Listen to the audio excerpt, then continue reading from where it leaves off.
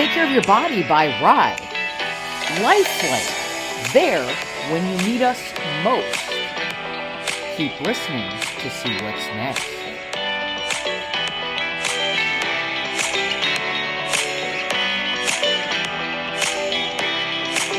I hope you're smiling because it's me, Rye. Hi, today I'm with Casey Thompson. Hi, Casey. Thank you for being on the Take Care of Your Body by Rye podcast. How are you today? I'm so good, Rye. Gosh, I'm thrilled to be here. This is exciting. It's so nice to meet you, and I love what you're doing with your podcast and your social media. I think it's important to get the word out. You're so amazing. Do you want to share a little bit about yourself and what you do and where you work? Of course. So, as Rye said, my name is Casey. I am a registered nurse, and I work for a company called Lifeline Network. I've been a nurse for, gosh, let's see, I graduated school in 99. I went to a small nursing school on the East Coast, and I've actually been a flight nurse for 21 years. Super blessed with this job that I have. So my role right now at Lifeline Network is I'm actually one of the educators. My title is Clinical Excellence Manager. uh, very passionate about education and delivering excellent patient care to each patient that we serve. And I'm also a flight nurse. So I get to fly 24-hour shifts, and I do that here in Missoula, Montana. Wow, that is awesome. So you can help so many people and you're very passionate about that. And I think that definitely plays a role in it. I have a few questions for you today, a little bit about what you do in the fields. Are you ready to answer some? Yeah, let's do it. All right, so can you tell us first about what Life Flight is? Yes. So you'll hear different terms. You'll hear life flight, you'll hear medevac, flight for life, and it really just depends on where you live in the United States. So life flight is the term that a lot of people use, and what it is it's an air ambulance. And my company is called Life Flight Network, and we're the largest not-for-profit air ambulance system, and we're based in 4 states. So we're pretty far west from where you are, Rye. So we're in Washington, Oregon, Idaho, and Montana. We have over 30 bases. We have helicopters and airplanes, as well as ambulances. Huge company. We've been doing this for 45 years. We do, gosh, over 17,000 transports each year. And our mission is a lot like these other programs that are all throughout the United States. And we save lives with industry leading care and transport. Wow, that And like I said, yeah, wherever you live, it's kind of, people say medevac or people say flight for life, and it really just depends on where you grew up. Everybody in big cities has many helicopters to choose from. So it's kind of great to know that no matter where you're listening from, that you've probably seen a medical helicopter before. Yeah, that's amazing. And I'm definitely gonna have to come check you out. One of my favorite people, one of my best friends lives in Montana. So I'll have to come and give you guys a little bit of a visit and, bring some South Florida energy over there. So yeah, absolutely. I think it's amazing what you guys do and the mission that you strive to do. So my next question is, you're at a critical point in someone's life. How can you make them more comfortable if maybe they're, conscious, obviously? How do you ease the fears that they might be having, especially being, so high up in the air? Oh my gosh, yes. It's interesting because many patients that we fly here in Montana, they've never been in an airplane or a helicopter before. So their first flight is likely on what is their worst day that they've ever had. The funny thing is, right, we have all of the latest and greatest equipment, right? We have just amazing equipment at the palm of our hand to do a lot of things. But the number one thing that you can do at that moment in somebody's life is hold their hand. And I've called myself a chronic hand holder. Doesn't matter if you're the 4-year-old that is so excited to be in a helicopter or the 85-year-old cute little grandma that has never even seen a helicopter before. Human touch is so important. And I try with each and every flight to hold their hand when we take off and when we land. Now, of course, depending on what we're doing, if we're super busy and we're in the middle of procedures or getting medicine, sometimes that doesn't happen. But I strive for that with each and every lift and land. Absolutely. I love that you do that. That's really important. And I think that communication and connection is key. So if they're conscious, you can make them feel a little bit more, at home, I guess, on the go and ease their fears, especially by just touching their hand. And they can feel that even if they're not conscious, you know what I mean? You can still be there for them, which I Of think is very course. important. So my next question is, what are the most challenging aspects of your job as a flight nurse? Oh my gosh, so many. And it's really interesting because that's what draws a lot of us to this job is all of these challenges. When you are looking to be a flight nurse or a flight paramedic, you have worked in the emergency room or ICU on the nursing side. For the paramedics, they work in a busy 911 system, and we face challenges every day, no matter where you're working. But when you actually start working in an aircraft, your space is so confined. At night, it's really dark.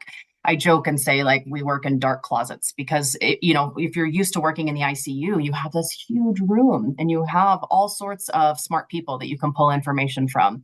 But in the back of an aircraft, it's small. There's not a ton of room. There's not ample lighting. You don't have the internet right there to kind of Google these questions that you have. There are so many challenges in this job. When you walk into an ICU and there are multiple physicians, multiple nurses, a pharmacist, you have a pastor there who's praying with the patient.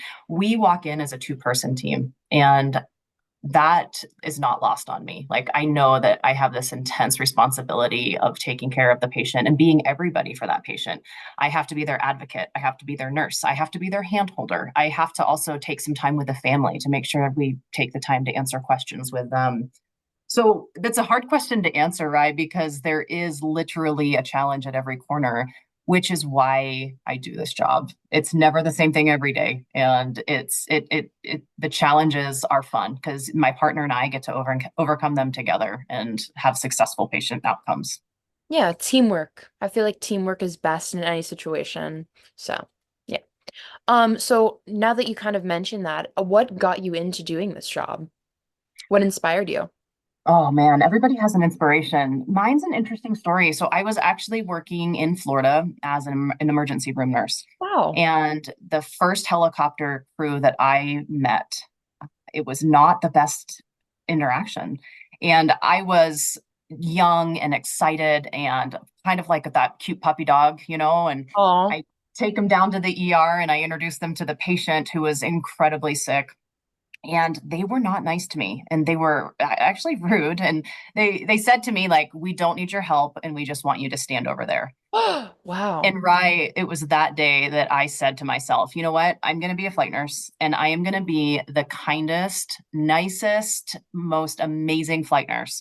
Now, I can't tell you that I've lived up to all of those, but I do every day lead with kindness, no matter what. So I just really looked at that job and thought, these guys can make such an impact. And it really wasn't a great interaction.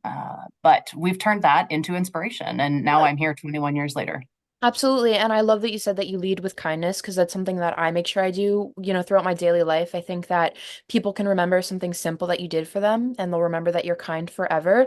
And in your job, you can remember someone in a good way, but also in a bad way. And I love that you make sure that you treat everyone with kindness, especially in the, environment that you work in, because it can be very stressful, it can be very emotional. And I think if you're kind to someone, it can make their whole day. They'll remember you. Yes, you're smart. You are a smart cookie. Oh, you're so sweet. So my next question is, how do you handle high stress situations during medical transport? Yeah, these patients are so sick. I think the best thing that my partner and I can do when we arrive to the scene, and when I say a scene call, that means that it's a 911 call. So somebody's called 911 either for whatever ailment, whether it's a trauma, it's a chest pain, it's a little kid that has shortness of breath. So when we arrive on scene, we might be going into somebody's house, we might be going into the back of an ambulance, and in the hospitals, we're walking into usually an emergency department or an ICU.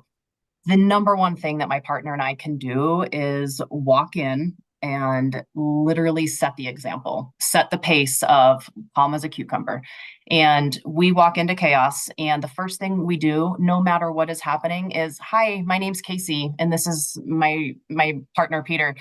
We're here to help. What can we do? And no matter if it's literally the most chaotic thing you've ever seen, or it's a very, very easy situation where everybody's got great communication and nobody's yelling, but we lead with example and people will actually fall to our tempo. So if we walked in there and we were anxious and we were freaking out, that's what everybody else is going to do because they see us leading with that. So even if I am nervous and I still get nervous after all these years, you just can't show it. You just, like I said, calm as a cucumber. You might be, paddling like crazy, like a duck. They look super calm on top, but underneath the pond, their little feet are going a mile a minute. Absolutely. But that's definitely been an effective tool for all these years. Is just you walk in and, hi, I'm Casey. What can I do to help? Yeah, you just, you take a deep breath and you get going. So I love that you mentioned that because, you said you lead with example and, if you're stressed, everyone else is going to be stressed and it's already a stressful situation. The people that come in to help you shouldn't also be stressed. So I love that you make sure that you're calm and, ready to go and ready to be helpful. My next question is, can you share a memorable experience from your time as a flight nurse or just anything that you've enjoyed that you've remembered over the years? Oh, wow. I know that's probably a hard question because there's It probably so is. many. It's a good question, and I like the way that you asked that because what often gets asked is, man, you see a lot of terrible things. What's the worst thing you've ever seen? And this is my public service announcement. If you know a firefighter, a nurse, a doctor, don't ever ask them that question. And the reason is that we have seen some horrific things that humans really should not ever see. It's the job we signed up for, and we know that there's a good chance that day to day we're going to see really traumatic things. I appreciate the way that you asked that question because that allows me to actually make it a positive spin. And I'm all I about have patience. positivity. Yeah, Yeah. exactly. I'm sure Exactly. you can spell that. I have patients that take up rent in my brain that are from 15 years ago and ones from last year. One of the ones that I'm thinking of right now was a terrible accident. It was a family of five on the freeway. They were hit by a drunk driver head on. Oh no. The mom, the dad, and one of the teenage daughters died on scene, and the two other children were transported to a hospital. Oh, Both of those kids needed to be flown out, so it was a two helicopter response. Those are called inter-facility calls. So we go from one hospital to another. And the little boy that I took care of was so sick, and I can honestly say I witnessed a miracle with him. And he was in the hospital for months and months. And I followed up with his grandma. And still to this day, she sends me pictures of him. And it's amazing that I get to do this job in which I can witness miracles. Patients that you would never anticipate actually walking out of a hospital do. And those are some of my favorite patients for sure. So this little guy is one that I will remember consistently. well, that's so beautiful, and I'm so happy that he made it okay. And you still get updates about him. I'm sure that really reminds you why you entered this field in the first place. Oh man, right. There's some difficult days doing this job, and there's some sad calls that we see consistently. But the good always outweighs the bad. Absolutely. I love the way that you look at it. So my next question is, what are some common medical emergencies you encounter on a life flight level? So day to day, heart attacks, strokes, traumatic injuries. One of the cool things about flying in Montana is we have more cows than people. But in the summertime, our population pretty much doubles where I live. We've got a lot of national parks, and people come in from all over to kind of witness that. They've probably watched Yellowstone before, and they're chasing that Yellowstone idea. But for us, it actually is really neat because in the summertime, we do so many I'm going to say interesting calls just because we're going in the backcountry and we are, people are on a backpacking trip and they're out of cell phone service, but they have a sat phone and a bear attack for one. Maybe somebody horse accident, skydiving accidents, all of these outdoor activities that usually go fine. But in the summertime, with all of the extra people that find their way to Montana, we do get a lot of scene responses in the summer. So I think that's probably the more fun part of our job is getting in the backcountry landing. We're first on scene, and it's just you, your partner, your pilot, and then the patient and the people that are there with the patient. Well, that's very interesting. Thank you for sharing that. I think that it really paints an example for anyone listening about what you do at Life Flight and what the environment looks like. So, and that makes sense why like you'd get more calls in the summer because a lot of people are vacationing, they're doing those outdoor activities. So that makes a lot of sense. My next question is, in what ways do you provide or communicate with on-ground healthcare providers or EMS providers? You do you have experience in EMS? These are great questions. Thank you so much. I do not. My mom is in the medical field though, so I did, I know a little bit. I've grown up around like the healthcare industry, so I tend to be a little bit more informed, but I'm also big into science and all of that stuff. So, I've Great. just picked up along the way. Good question. So these EMS providers, so emergency medical services, these are our men and women that are on the ground doing either paramedicine, they're EMTs, they may be firefighters. And in Montana specifically, we have a lot of volunteers. So these guys are EMTs that volunteer their time to actually answer 911 calls. And it is absolutely impressive with what these guys do. So when we come into land on a scene call, we are communicating on a frequency. So we're able to actually just talk through our helmet and talk to the person on the ground. This is such a pivotal part of what we do because we are trusting them to give us good information of what's happening on the ground. Are there wires that we need to watch out for? Are there obstacles? We've landed several times where we're just getting ready to touch down and we've got cows or horses that are kind of running across. And we rely on those guys on the ground to let us know, hey, abort your landing. There's now something wrong with the landing zone. So that communication that we get from them on the ground is so imperative to safe transports. The other thing that we do is we'll call back to our providers after the call. So they've called us for a traumatic injury. We transport that patient to the hospital, and oftentimes we're able to get follow up on what's going on with the patient. So we'll go ahead and call EMS back and say, hey, thank you guys so much for the call. Just to let you know, this is what's happening with our patient. And that way they get instant feedback. Did they do the right thing? And often that's their question is, do you think we did that appropriately? Or what should we have done different?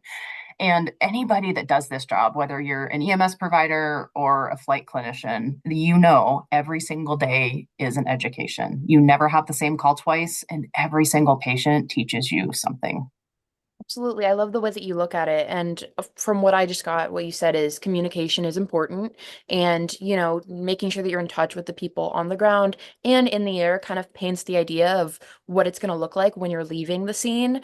Are there going to be any obstacle courses or any things that you have to look out for? And I think that's so important in any job, especially when you're in like a first responder job like you are. So my next question is, how do you ensure patient safety? So safety is our number one goal every day we come to work.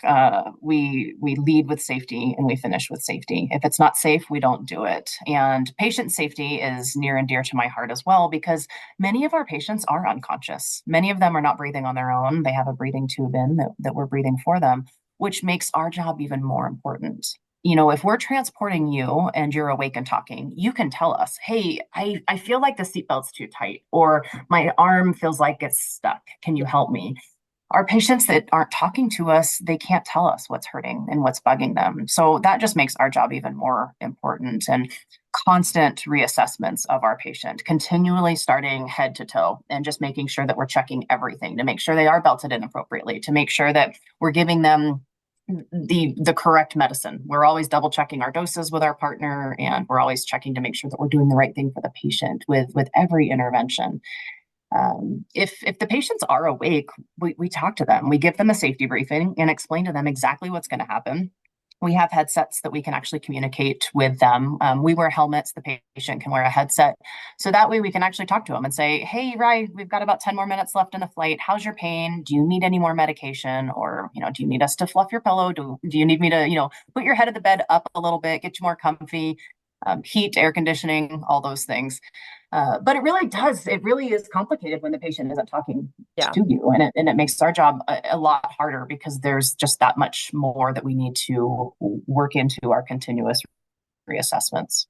I'm sure. But I love that you talk to your patients like they're friends because I think it kind of goes back to what we were saying that you want to make them feel as comfortable as they possibly can. And I find that so important, and I love that you do that. So my next question, I love this question. I'm really proud that I came up with it.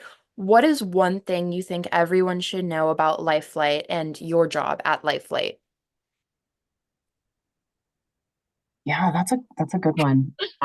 I want people to know that we are there to do our absolute best. Absolutely. And whether you've watched medical shows on TV or you have a family Guilty. member that's told, yep, exactly. Or you have a family member that, has given you the ins and outs of their day. Nobody in medicine comes to work thinking anything other than I am going to absolutely give my best. And we deal with some very chaotic scenes. We deal with very sick patients. Like I said, we walk into an ICU and there's 15 ancillary staff there, and it's just me and my partner that are taking that patient out. We strive every day to do our absolute best. And sometimes when we get busy, we don't get a chance to actually communicate as many things as we would like to. I mean, I try really hard to sit and stop and talk to the family.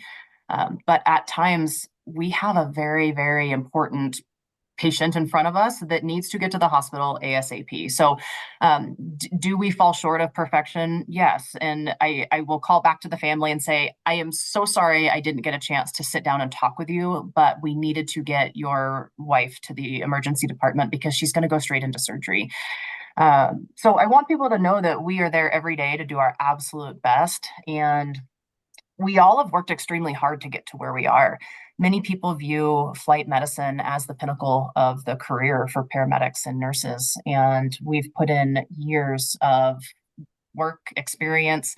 And literally every day we come to work, we are working on our own personal education as well.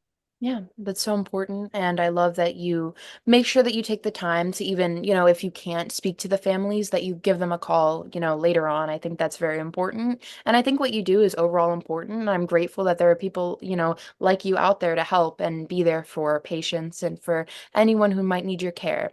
So my last question is because this is the Take Care of Your Body by Rye podcast. What are some wellness practices you do to help your own physical and mental health while being a part of such a critical, high-stressing job?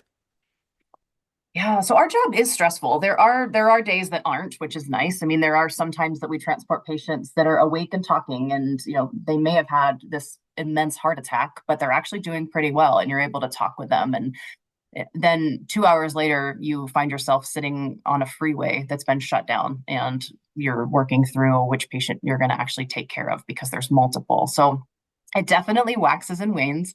The number one thing for me is honestly the night before. And the night before my 24-hour shift is, getting enough sleep and making sure that I'm tucking myself in at a decent hour, packing a lunch that's yummy. And we're lucky enough to work at a place that has a full kitchen for us, so we can actually cook with our partners and kind of do a family style. But making sure that you're in the right mindset. And then in the morning when I go to work every day, I say a prayer for my future patients, my partner, my pilot, just that we can work together and communicate as an awesome team.